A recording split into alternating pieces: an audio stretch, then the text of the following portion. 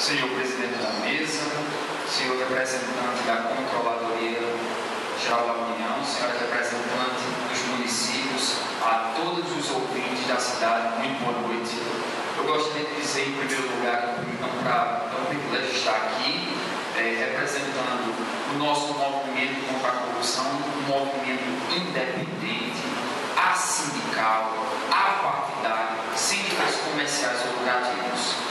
Eu gostaria de falar apenas com relação ao trabalho que tivemos hoje pela manhã.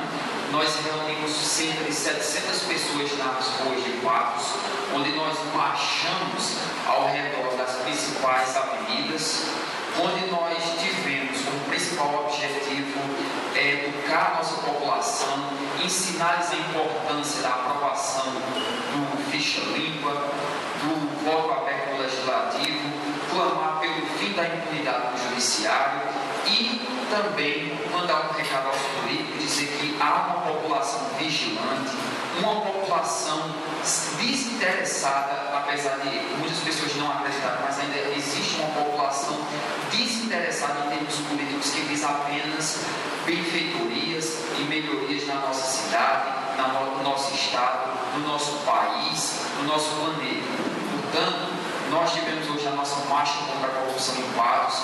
Eu gostaria de deixar um abraço aos demais coordenadores, o senhor Francisco Cléber Medeiros e Josimar Antero, que participam. Eu gostaria também de convidar você a manter-se também vigilante, você manter-se como você se fosse também assim, um fiscal das questões da nossa sociedade, dos usos dos nossos recursos públicos, para que nós possamos juntos ver melhorias a curto, médio e longo prazo.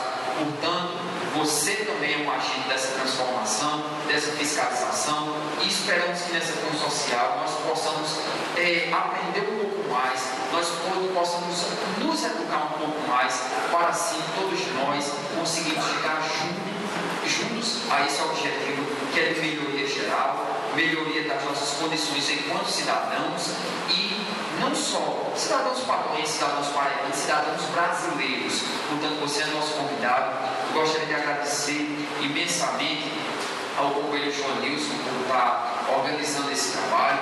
Gostaria de agradecer a oportunidade a todos e dizer que a luta também é sua.